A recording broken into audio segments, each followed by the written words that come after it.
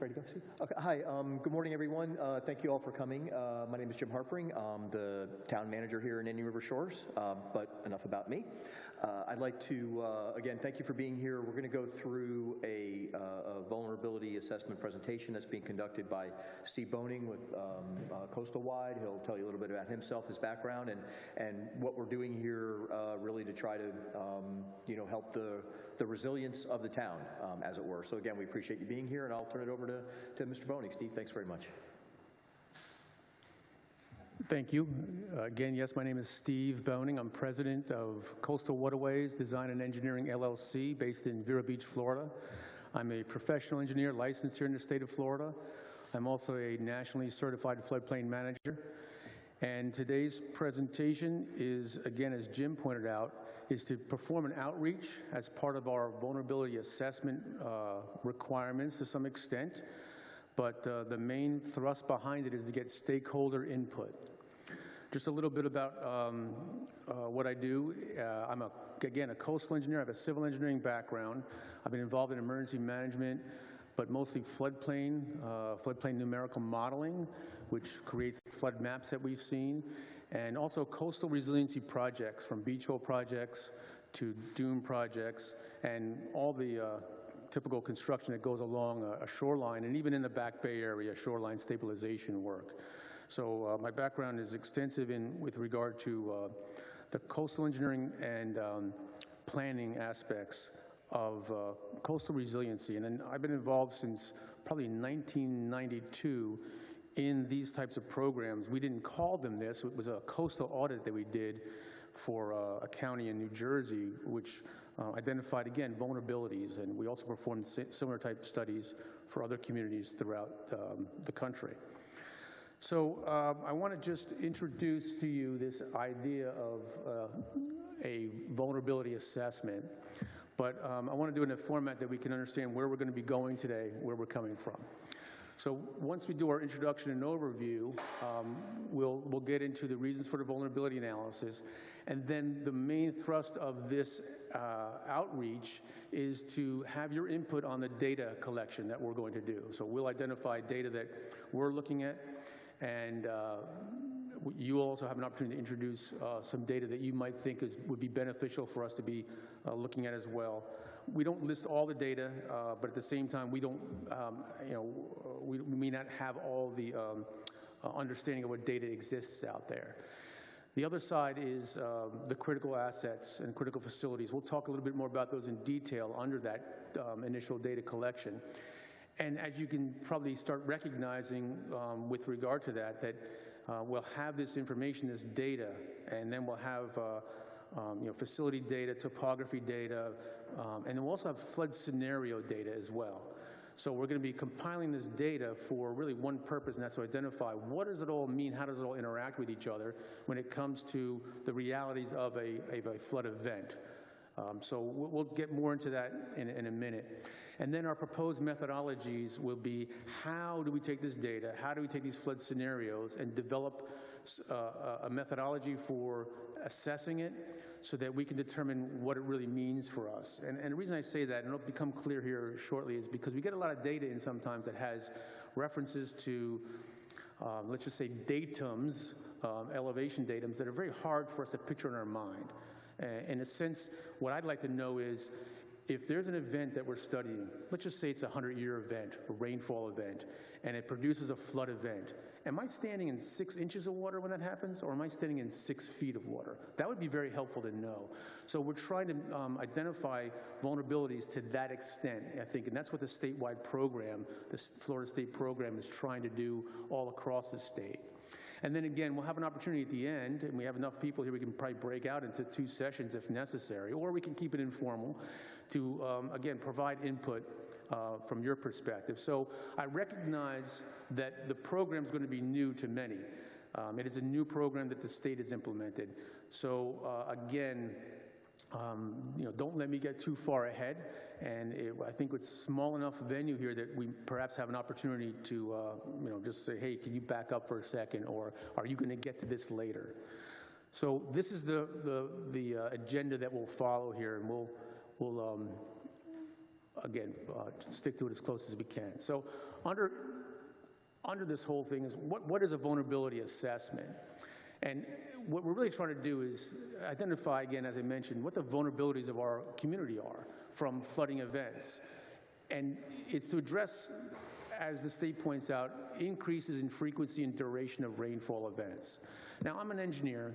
I don't want to do things in a biased manner. So words like increase, I think, introduces bias to a science of rainfall events. But aside from that point, and I want to move that off to the side because we can get emotional about that, is, again, if there's an increase in the frequency and duration of rainfall events, that's when we step up and have to understand the vulnerability of it. If obviously there's a decrease, there's probably another issue, maybe a drought issue. But so when you see these words, they're not to trigger any other response, but these are the things we're looking for. Another one is storm surge from more, again, frequent and severe weather systems. If that's what's happening, if there are more frequent events, if they're more severe, then we definitely want to be able to address that in terms of vulnerability, because we can't continue to look into the rearview mirror in conditions like that. We need to look forward as best we can. And then, again, this has a little connotation of bias, sea level rise. I call it sea level change, just like when I'm engineering on the beach, I call it shoreline change. Whether it's a creating or eroding shoreline, that's to be identified. But certainly from a vulnerability assessment standpoint, we are interested in if it's rising sea level, there's more vulnerability associated with it. So in a nutshell, this is like the three main components of what the state is looking for. And I'll tell you why I'm talking about the state often, when we do our vulnerability assessment. Ultimately, these adversely impact our economy, our social structure, the environment, public health in many cases as well, and has safety challenges. So to effectively address these challenges, that's what we're doing. We're identifying at risk and how we can be more resilient. So in this photograph on the left-hand side, you can see it at risk structure. The pool's already out, their deck is out, the roof connected to their deck and house is undermined. So obviously this is at risk. Here on the right-hand side is a good example of resiliency. You see a water body out there, likely a water body that can flood, and that flood level may come up on this land here. If it does, this particular house is up on piles. That's resilient construction. So in a sense, we're going to be looking at these types of risk and resiliency. Just to drive the point home, Hurricane Nicole, very recent storm event. We're still dealing with that one, and because it's a FEMA event, many people will be dealing with it for many years. But it did some significant damage to our beaches here locally, and it really had major impacts on other parts of our state. So, here is these at-risk areas that we're talking about, not even that far away from us. Again, even in Volusia County, undermining of many homes. This is a real good example of a mix of risk and resiliency. This is Mexico Beach, very sad story. This is Hurricane Michael. I'm not even sure how many years ago it was, but it's still, they're still trying to work out what's going on up there with regard to rebuilding and the FEMA funding. But here, among all this destruction, is a structure that's standing. Why? Well, we have the town building building department people here who help us build houses that meet or even exceed minimum standards. This is a structure that exceeded minimum standards. We have building codes, we have flood codes. Let's not forget their minimum standard. I don't know about you, but when I go to a doctor, I don't look for a doctor to give me minimum care. I want a higher elevated care. I have to weigh it with cost, of course, but this is a good way to look at it, is when we're looking at minimum standards, that's exactly what they are. Should we be looking at higher standards?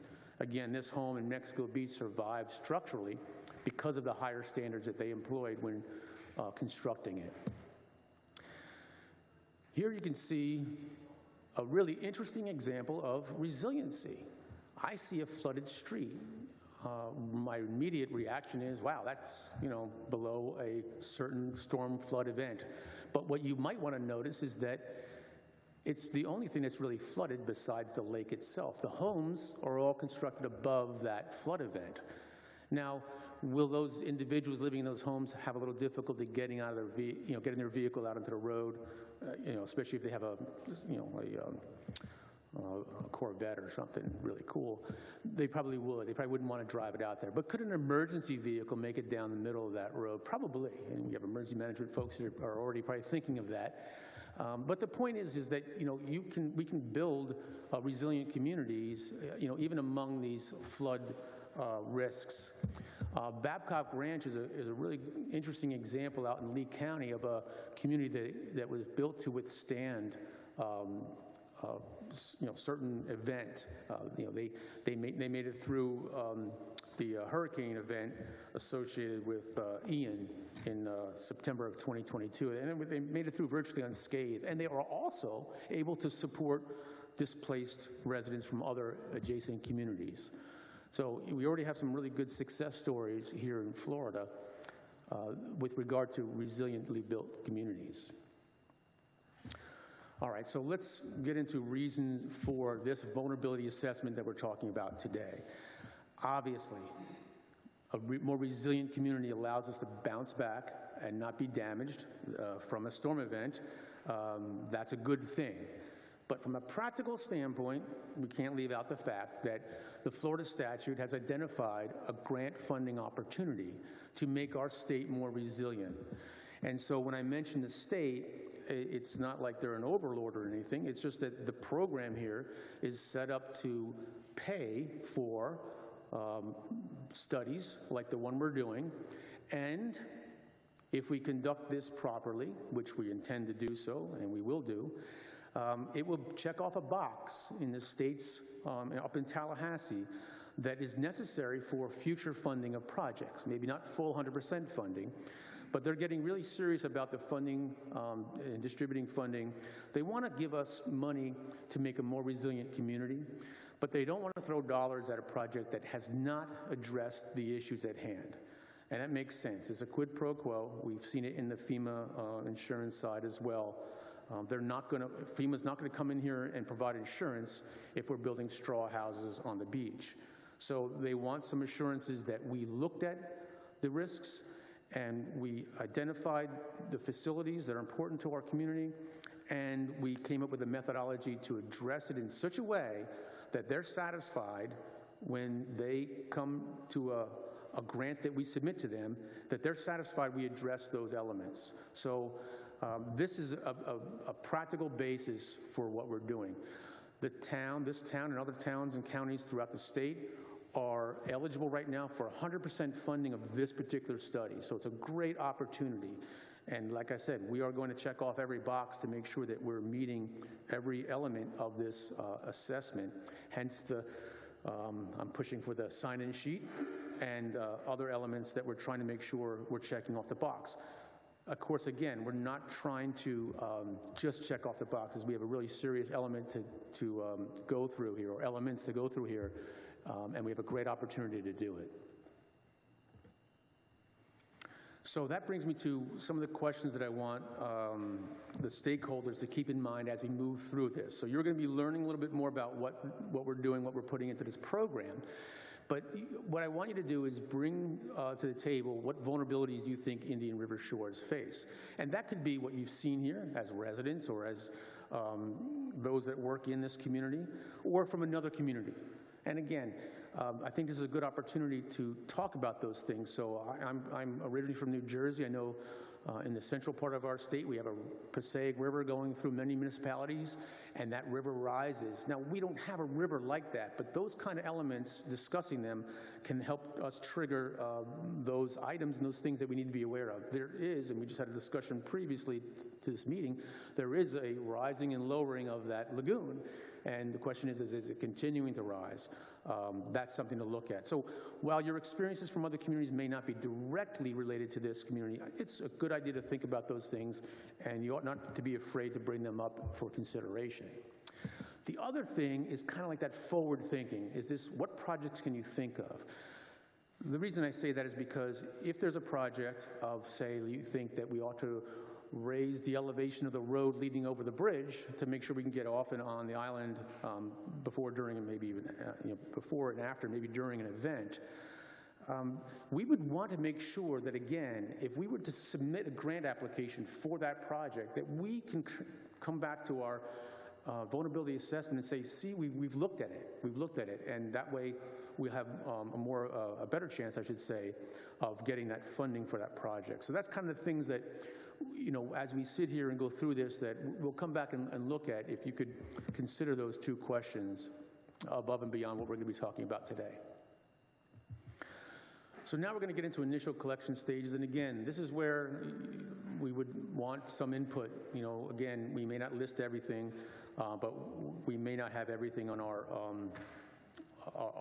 list that we've compiled so far. So your input would be beneficial if you see something that might be missing or that you might think that we're not considering as far as data. And as we go through it, you'll have a better understanding of what I'm talking about. So we broke down the initial collection stages into 3 items. Data itself, which is going to be explained in a little bit more detail, but it's the data that's out there for topography and things that we're going to need to get that information I told you about at the very beginning. Am I standing in 6 inches of water or 6 feet of water during that storm event? Critical assets sometimes seem quite obvious. I would consider this a critical asset, this complex, because this is where the town is run. There's I'm not sure if it's more important. It depends on the day, but I think there's a very important, if not more important, public safety element, especially when we're talking about vulnerability. So those critical assets are quite clear to us, but there's other ones that we need to consider as well, critical facilities, et cetera. And then some of the guiding factors that are going to be kind of directing us. And again, this is an outreach meeting to develop the methodology. So don't think for a minute that this is going in a certain direction. We have a proposed direction, but we're here to gather more information to guide us through this data collection stage, and then when we get to it, our methodology. So under data, again, as I mentioned, topography is one of the elements that we're going to be looking at. Another one I briefly mentioned was flood scenario related data. What flood events are we looking at? Is it a simple as a 1% annual chance storm event, which doesn't sound simple, but a 100-year event, we call it often. The FEMA flood maps show that. Is it a Category 3 storm event? Is it future sea level rise projections? So those will be elements we'll talk about. So some of the data that we're looking to collect is available through sources that are easy for us to get the data from. Others we have to find through our network of agencies and other entities out there that have data available to us. But we have contour data, and as you can see here on the left-hand side, this is like if you were in a balloon, a hot air balloon, looking down on the town hall, that area we're in right now. You would see a view similar to this view. It's got some orange, reddish-colored lines on there that depict the contour elevation. So out on the beach, there's a 0 contour, a 2-foot contour, a 4-foot, and you see these lines very close together.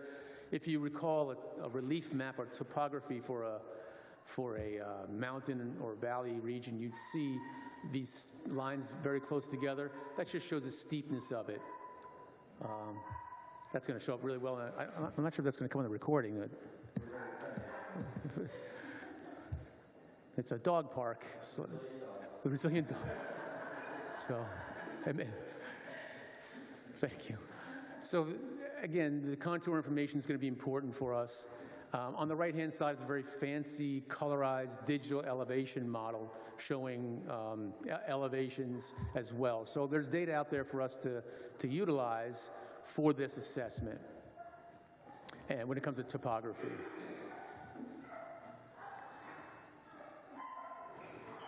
There's like a dog show going on outside.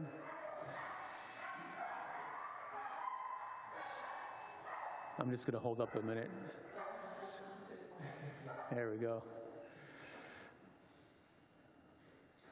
And they separated them, okay. All right, so I'm going to continue on. Again, we're in the initial collection stages on data.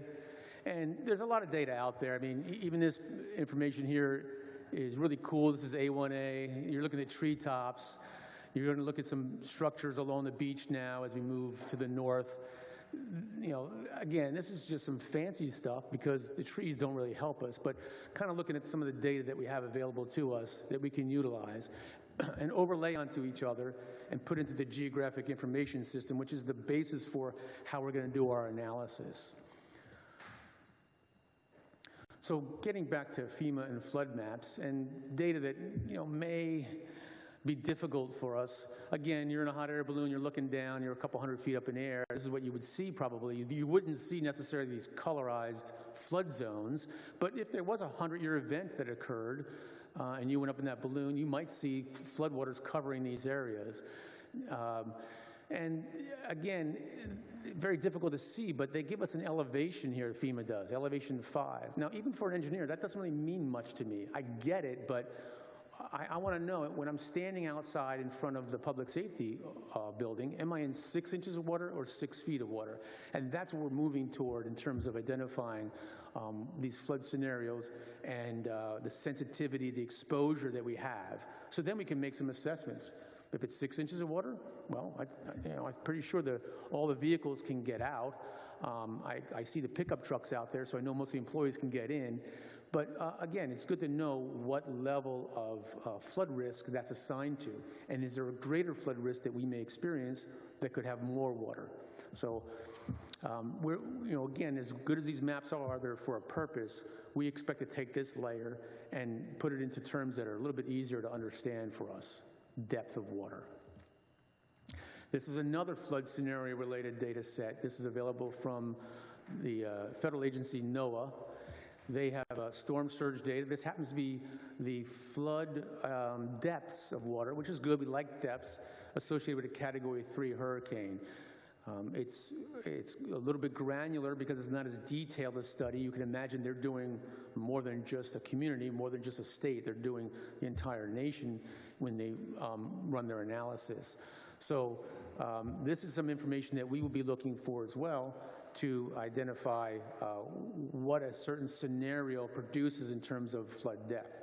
Again, here's a good opportunity for us as a community to go, Steve, I like the idea of a storm surge, but Cat 3, or maybe I want to know what would trigger a certain specific flood event that I need to know as a public safety officer, that I need to know as a resident.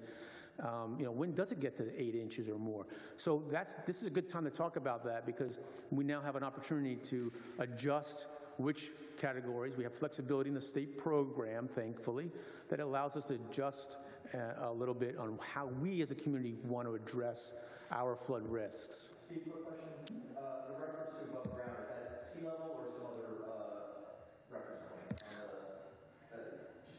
Yeah, so the question is, on this particular slide, it indicates less than 3 feet above ground. So they did a depth, so that would be literally above ground. So around the town area, you see the blue. I got my little arrowhead there. That would mean that there's less than 3 foot above ground of water. So is that 6 inches of water, or is that 2.9 feet of water? And would it be, and I'm sorry about asking this, but the areas where we can actually see that are not, laid over with color, is that what they're referring to as round, so to speak? Is that what the... Oh, yeah. So that's correct, yeah. So, again, the question has to do with the areas that aren't color. Is that the ground? Yeah. So you see, again, this would be like that hot air balloon going up maybe now 800, 900 feet. We're seeing a little bit more of the community. You can see the homes there. And, yeah, they're overlaying it. It looks like they're overlaying it on an aerial, but they're really overlaying it on the topography, the digital terrain model to get a depth. And again, this is just an example of data sets that are out there. Obviously, as we move through our data collection process, and then we start doing the analysis, we're going to want to know to a better degree than, on the order of 3 foot, 6 foot. We like I mentioned, we're going to probably want to know, is that, to the, plus or minus 6 inches or 1 foot. In other words, 3 foot and 6 foot are too big of a range for a community to be dealing with. And that's, again, why this is limited data that exists already. But this is just an example of data sets that are available to us that we can use to conduct this assessment. And with the idea that we want to know maybe not every 3 feet, right? This is 3 foot, 6 foot, 9 foot. We might want to know every 1 foot. And our map might be colored so that you can distinguish, well, there's 1 foot of flooding in this area, and over here it's 2 foot of flooding, and over that area is 3 foot of flooding, so it'll transition in a little bit more tighter grid, I guess. And again, if that hot air balloon went way up in the sky, you'd see much more of the county. You would see, in this case, the entire Indian River shores. This happens to be a sea level rise projection. We grabbed a 3 foot above mean higher high water scenario. We have specific scenarios that the state is looking for us to review, so we're going to focus on those. But again, we just did a screen capture of data that's available that just to help you understand what information exists out there that we can grab. Does it need to be 3 foot above mean high water? No. But the point of this exhibit is that it will show us a water depth. Again, we hope better than the 3 foot increments. We would expect to try and get on the order of 1 foot increments because that's more usable for a community. Okay, so there's still more data to collect, but we're putting that under the critical assets topic. Under critical assets, the state has identified them, and we're familiar with many of them, but they include transportation assets. Now, we don't have airports and those types of transportation assets here, but we do have evacuation routes.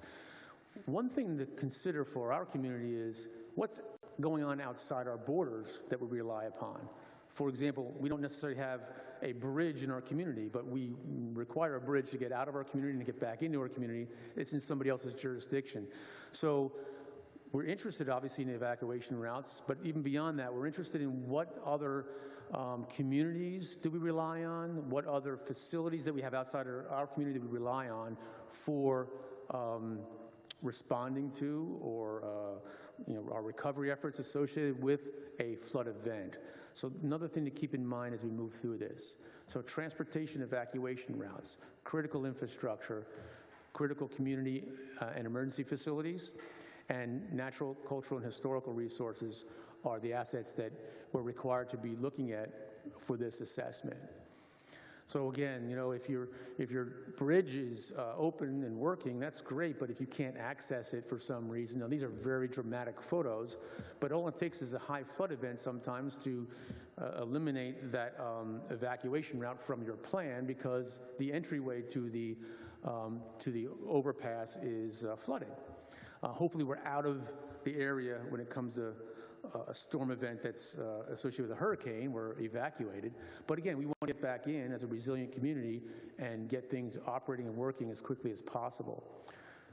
Under critical assets, we also look at things that we might not think about every day, like up in the top left-hand corner is a lift station. Most of it's underground.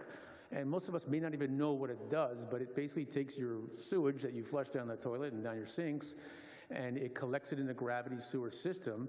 But gravity can only go so far before it's so deep that you need to do something else with it. You need to pump it out. So these lift stations lift that and bring it to a treatment plant.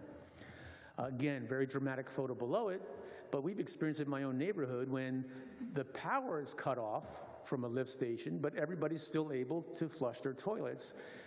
Eventually, the gravity system fills up. Now, it won't have a pressure like this. This is a stormwater system. I'm kind of cheating here.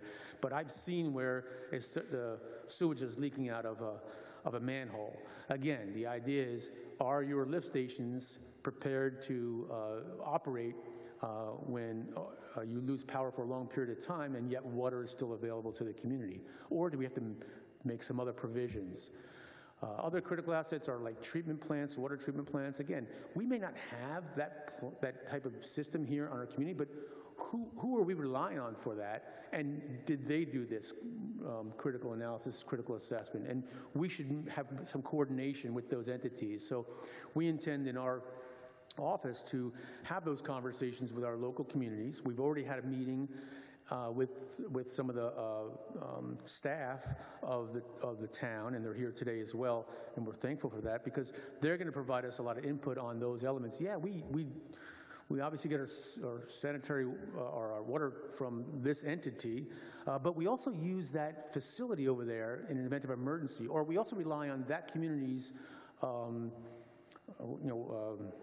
critical assets to supplement ours. We need to look at those elements as well, or at least check with those entities that they too are considering scenarios that are equivalent to what we're looking at, or at least in general, looking at those areas and the resiliency associated with those and those resources.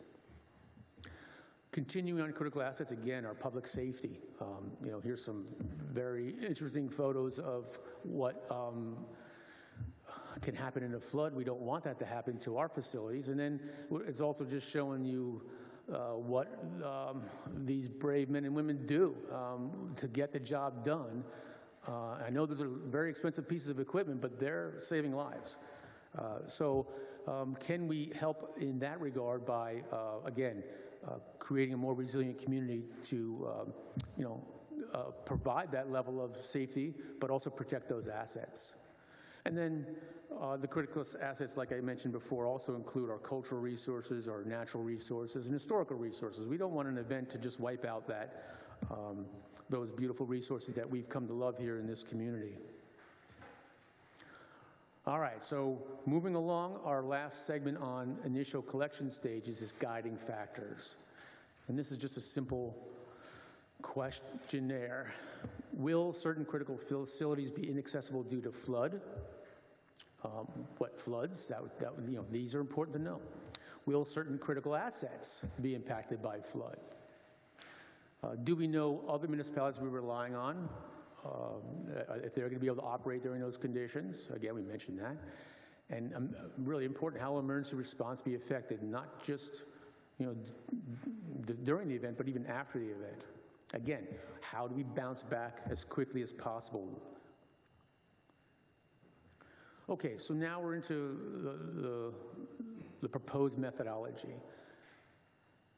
And this is really just a simple chart, and it's really all we really need here to kind of generate in our mind what we're talking about. So we mentioned those critical assets: transportation, evacuation routes, critical infrastructure, critical facilities, natural cultural resources. Having them identified in a geographic way is good, like the maps we showed. We can see where they are. And then superimposing on top of them the scenarios, the storm surge event, whether it be from a hurricane or some other event.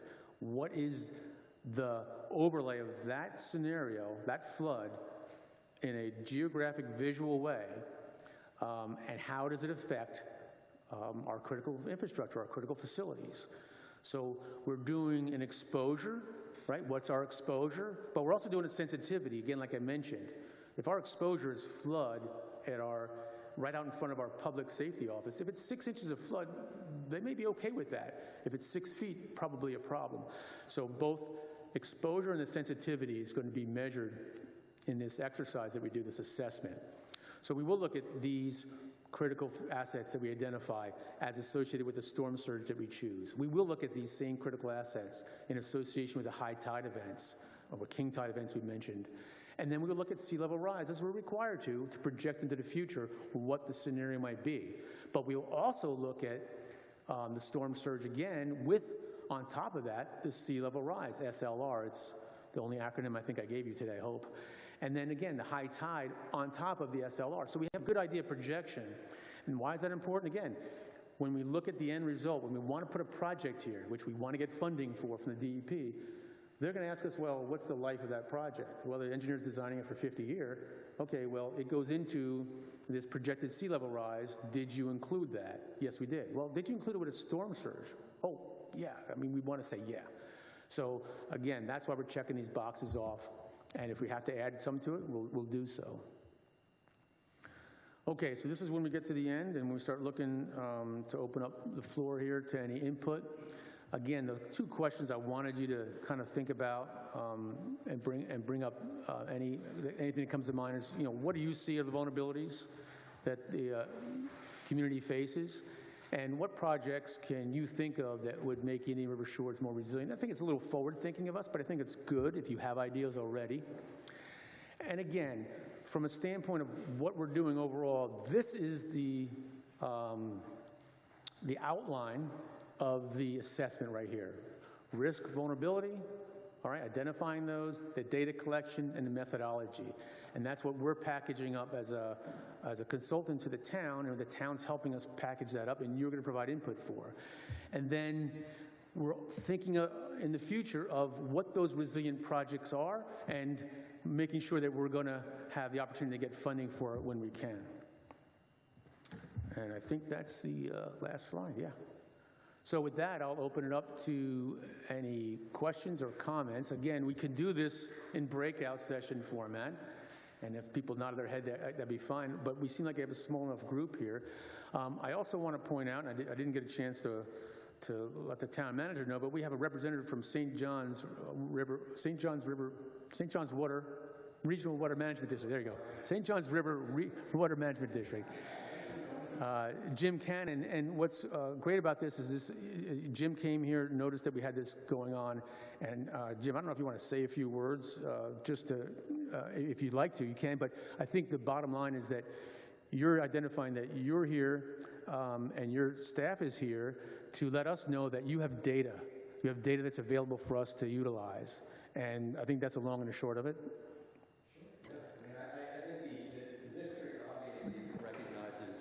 Thanks. Yeah. I'd like to think I can project, but I'll use this. Make it official. Yeah, I mean, the district recognizes the importance of the concept, the notion of vulnerability and resiliency. About a year and a half ago, and this is a little bit off topic, but about a year and a half ago, the district rolled out a new position, and they call it the Chief Resiliency Officer, and they took one of the senior members of the Water Management District, our district staff, and sort of tapped him to lead the efforts. He's an engineer by trade. And he did volunteer. I talked to him yesterday, or this morning, and he did volunteer to provide any data which he might find helpful. Obviously, we don't get as much into the coastal stuff as we do sort of the mainland. Our charge as the St. Johns River Water Management District implies, is the St. Johns River and its associated tributaries, along with the, there's also an emphasis or a focus on the Indian River Lagoon. But I think from a general standpoint, you know, a lot of our experience and a lot of our knowledge and expertise could certainly come in handy. Yeah, that's great. Thank you. Thank you for being here.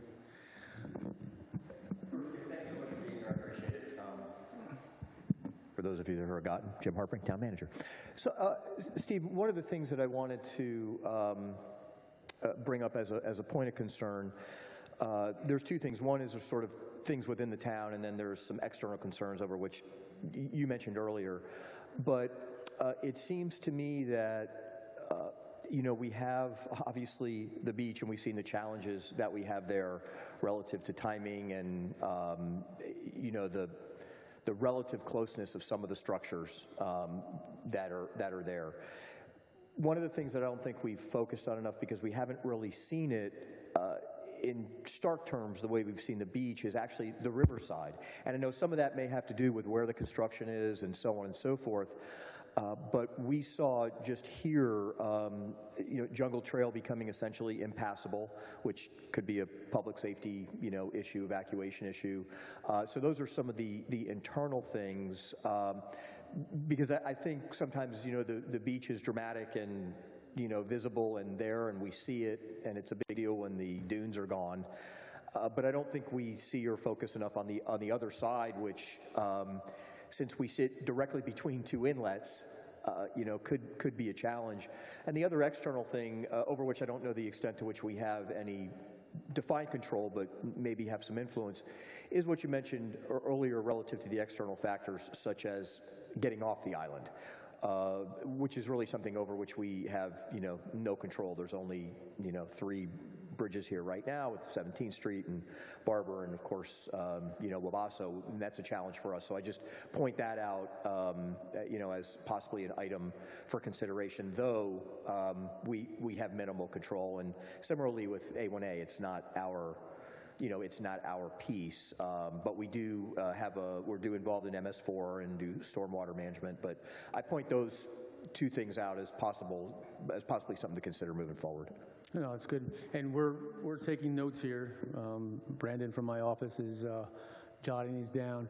But just to go and drive home that point that you made with regard to the river, I think you're right. I mean, I've been looking forward to this. Again, my focus is a lot of times on coastal, but like I mentioned to you, I also do shoreline projects along the lagoon as well.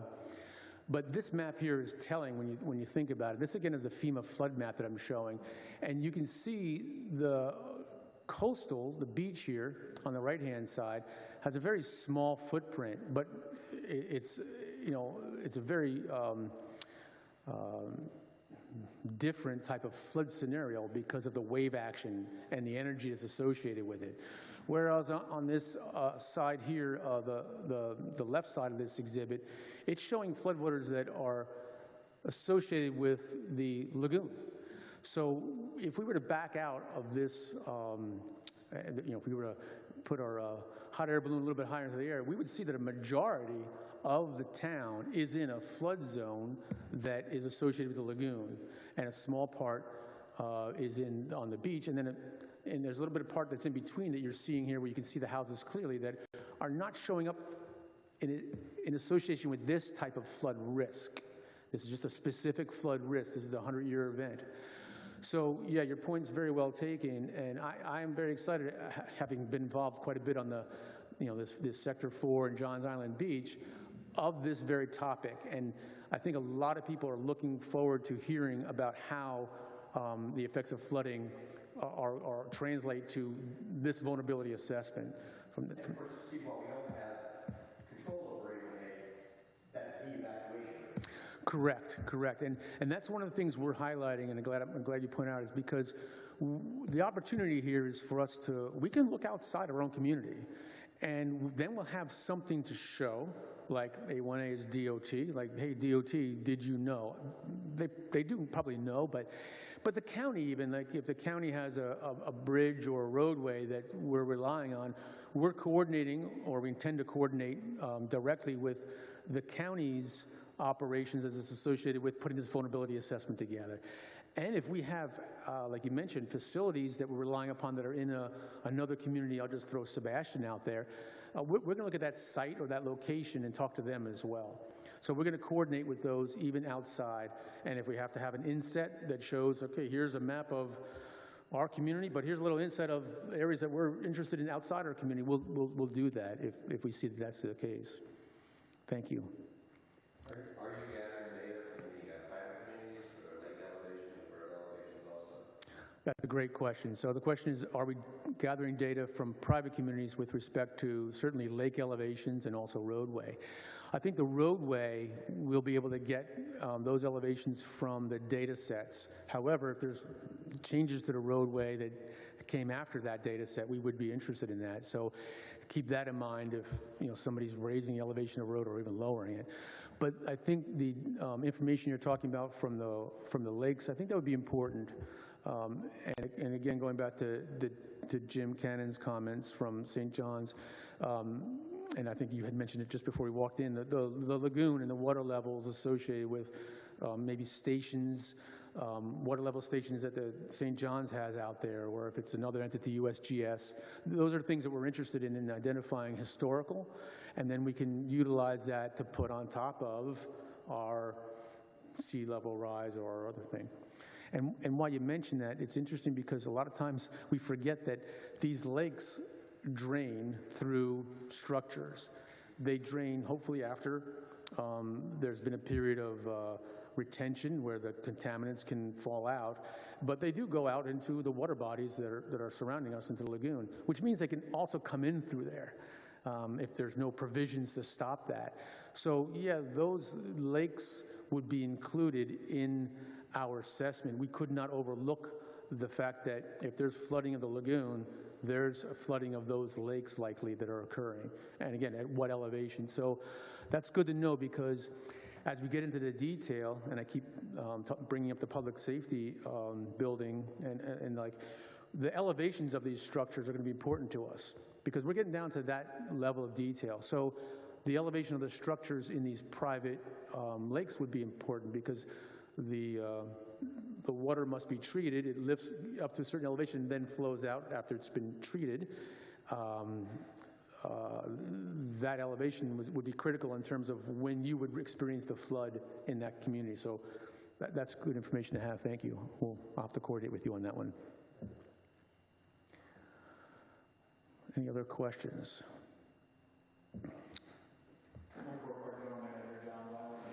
Do you think down the road in the future, this could affect or would the town consider building department not approving renovations to homes 40 years or older, maybe a certain percentage of renovations being requested to be done, and requesting that if you're going to do that, you need to build a new home with new higher elevations to protect the homes? Yeah, I think the safest way to answer that question is that there is already provisions in place through the state building department, the Florida Building Code, and through floodplain regulations that the town has adopted that addresses those kind of things. So, for example, and it's pretty much detailed, I don't want to get too deep into it, but if you hit a certain threshold of improvement for your home, or in the event of a catastrophe where a certain percentage of your home's value or construction costs hit a certain value, you are required by the rules to build to the existing standards, which may be higher elevation or maybe different material or maybe different type of construction. So I think that's already built in without the need to go to this, like maybe a different type of method of 40 years or anything. Hopefully that answered your question. I think that was what you were looking for. Okay. That was a good question. Thanks. Do you have a rough timeline on this completion of this? We have a very specific timeline that the town is holding us to, but to answer your question in general, this current assessments that are being done by the town and other communities have to be wrapped up by, I think it's April or March 2025. We intend to beat that by getting done by the end of this time next year, is what we want to do. And one of the main issues is making sure that we hit for our community, we have to hit another outreach event. And for a community like this, where the community is not always fully here all year round, we need to coordinate with that. So if we don't hit them on, say, the spring, then we have to in the November. So we're trying to race to get our data collected, to come back and have another outreach meeting to talk about the very things that we're talking about now, show you what we included, express to you why something that you may have wanted is not in there. We'll hopefully have a good explanation for that. But ultimately, we're talking about a year from now in general, but I'm in flux. And it brings up a point about input from the community. This is recorded, so hopefully others will get this presentation. And even for those that are here, if something comes up and you want to add to the comment, you can certainly provide that feedback to us. I think we're going to have it set up on the town's website that has a link. And if not, yeah.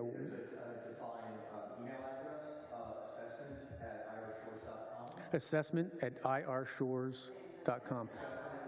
Okay. And it's also posted on the website, so any input at all, and I believe we've also put it out in the town newsletter, so any input at all can be received through that dedicated email address.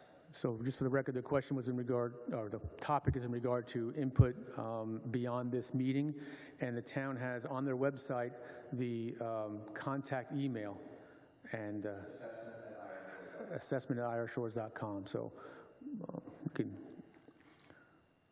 and so does anybody have anything in particular that they came here to find out or know that they did not, or they were surprised that it didn't come up? I want to make sure we cover anything that's on your mind that you came here with. Tad? Through the course of the study, are you going to identify potential overwash areas that may occur through TOPO? That's a great question. You're asking if for the record, you're asking if the assessment's going to include the overwash by basis of the TOPO. And I think are you referring specifically to the ocean where we have a wave? Yeah, that is a good question. I'm glad you brought that up. There are models. The issue here is that that's a great question. I'm glad you. Yeah, the issue here is how intense do we get that? We will probably look at the topo and make a determination based on historical, but as I started thinking out loud, we need to put that on top of the sea level rise probably. That may be one of our methodologies, and that's where I just got, I hesitated there. So I'm glad you asked that question, but the straight answer is yes. But the methodology, and we probably want to talk a little bit more about it because, again, I'm interested in knowing your perspective. The methodology ought to include that next level, that next step with sea level rise is what I'm thinking. So thank you for that. Good. Okay. Any other? Yeah. Also, are you going to be able to identify all the lift stations that are public and private, and private ones that feed the public, and what it's going to take to keep those lift stations up and running, or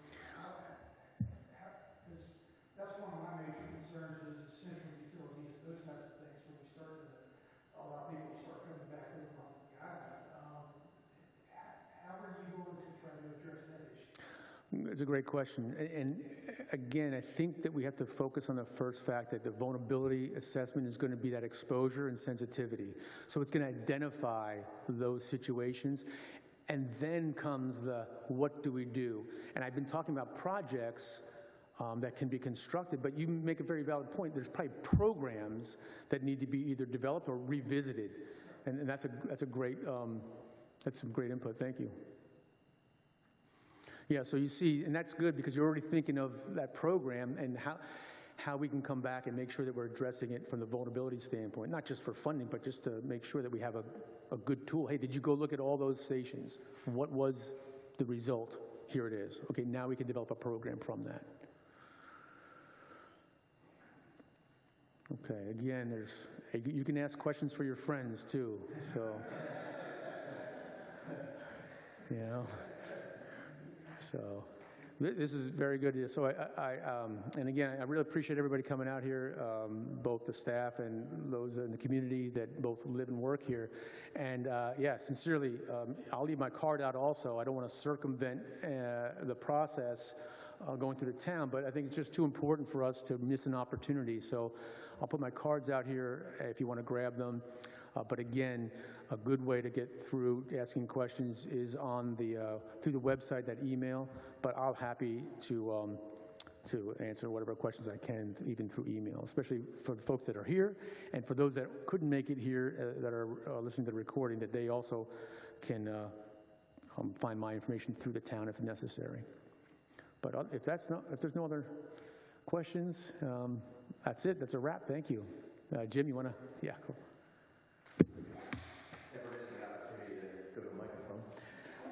In front of a crowd. I want to thank everyone for taking the time out of your day to be here, and I want to thank Steve very much. Again, you can use the email, but Steve will leave his information as well. The email was intended, for the general public as a conduit to get the information to Steve. So please, by all means, feel free to publish it, get it out there, let anybody know. And again, I want to thank Steve Lott for his work on this project, and thank everybody for being here. So with that, on to the remainder of Tuesday. Okay.